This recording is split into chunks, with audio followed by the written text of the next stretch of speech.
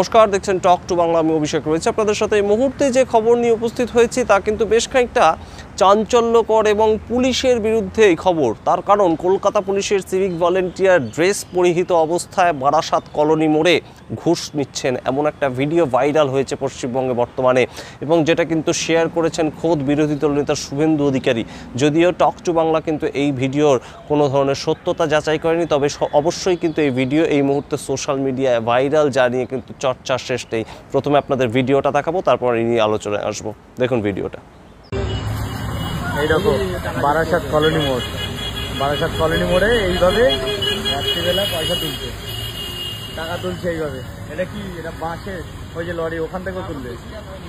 9টা বাজে, হ্যাঁ আবার তুললো। কটা বাজে? 9:05। ওই দেখো পকেট ঢুকিয়ে নিল সিভিক। ব্যাস ব্যাস, এইভাবে এখন প্রচুর লরি। এটা ছেড়ে দিন। হ্যাঁ অবশ্যই ছাড়বো, কেন ছাড়বো না। এইভাবে হচ্ছে টাকা তুলছে, সরকার থেকে টাকা নিচ্ছে, আবার এখান থেকেও টাকা তুলছে।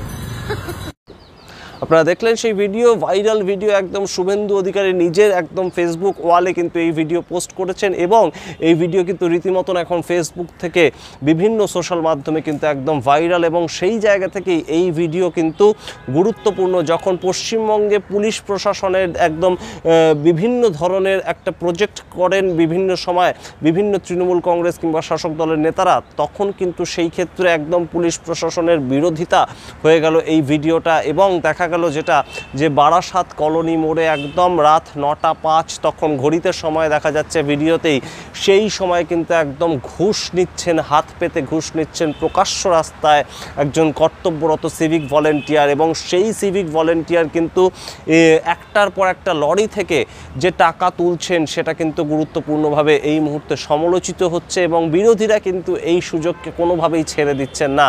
এবং অবশ্যই আমরা কিন্তু একদম যা জানতে পারছি সূত্র মারফত, যে পুলিশ সুপার, ওই বারাসাত জেলার যে পুলিশ সুপার, তিনি কিন্তু একদম বলেছেন যে এই ভিডিওর সত্যতা যাচাই করবে, এবং সেই ক্ষেত্রে যাচাই করার পরবর্তীতে একদম এই যে সিভিক ভলেন্টিয়ার যাকে টাকা তুলতে দেখা যাচ্ছে, তার যদি সত্যি হয় তাহলে একদম সরাসরি তার বিরুদ্ধে ব্যবস্থা নেওয়া হবে। তাই নয়, তাকে দিয়ে যদি কোনো সেখানকার সার্জেন্ট, অর্থাৎ সেই লোকাল এরিয়ার কোনো সার্জেন্ট যার আন্ডারে সেই সিভিক ভলেন্টিয়ার কর্তব্যরত অবস্থায় ছিলেন, সেই সার্জেন্ট যদি এই সিভিক ভলেন্টিয়ারকে দিয়ে টাকা তুলতে বাধ্য করেন, তাহলে তার বিরুদ্ধেও কিন্তু ব্যবস্থা নেবে একদম, তিনি কিন্তু জানিয়ে দিয়েছেন জেলার যে পুলিশ সুপার। কিন্তু প্রশ্ন হচ্ছে যে একজন সিভিক ভলেন্টিয়ার, তিনি তো সরকারের থেকে মাইনে পান, তারপরেও কেন এইভাবে একদম প্রকাশ্য রাস্তায় দাঁড়িয়ে একটার পর একটা গাড়ির থেকে তিনি টাকা তুলবেন?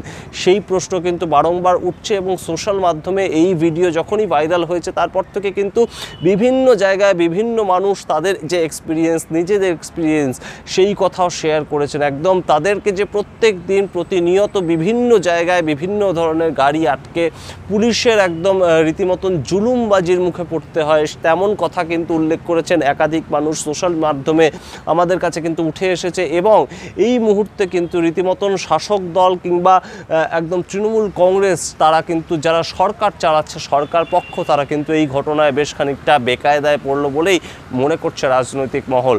আপনাদের মনে থাকবে শুভেন্দু অধিকারী কয়েকদিন আগে আরও একটি ভিডিও পোস্ট করেছিলেন। একদম এক এলাকার পঞ্চায়েত প্রধান, তিনি কিন্তু একদম পঞ্চায়েত অফিসে বসে টাকা নিয়ে রীতিমতন কাঠপানি নেওয়ার জন্য বিভিন্ন ধরনের কথাবার্তা বলছেন। সেই ভিডিও কিন্তু রীতিমতন ভাইরাল হয়েছিল।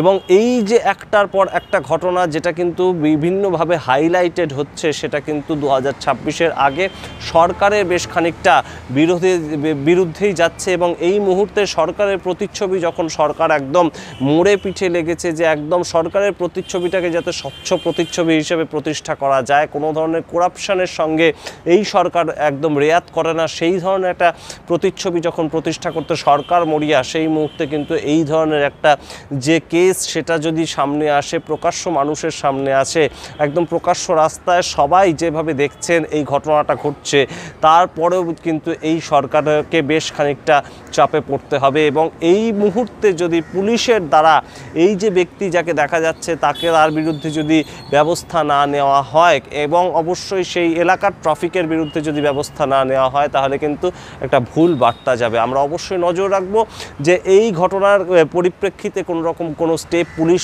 নেয় নাকি, এবং কড়া পদক্ষেপ নিলে সেটা কি পদক্ষেপ আপনাদের জানানোর চেষ্টা করব আমরা। দেখতে থাকুন টক টু বাংলা। কী মনে করছেন, আপনাদের এরকম কোনো অভিজ্ঞতা পূর্বে কখনো ঘটেছে কিনা সেটা অবশ্যই শেয়ার করুন আমাদের সঙ্গে, এবং তাই নিয়েও আমরা পরবর্তীতে ভিডিও বানানোর চেষ্টা করব। দেখতে থাকুন টক টু বাংলা। ভুলবেন না টক টু বাংলা প্রত্যেকটি ভিডিও লাইক, কমেন্ট, শেয়ার করে চ্যানেলটিকে সাবস্ক্রাইব করতে। ধন্যবাদ।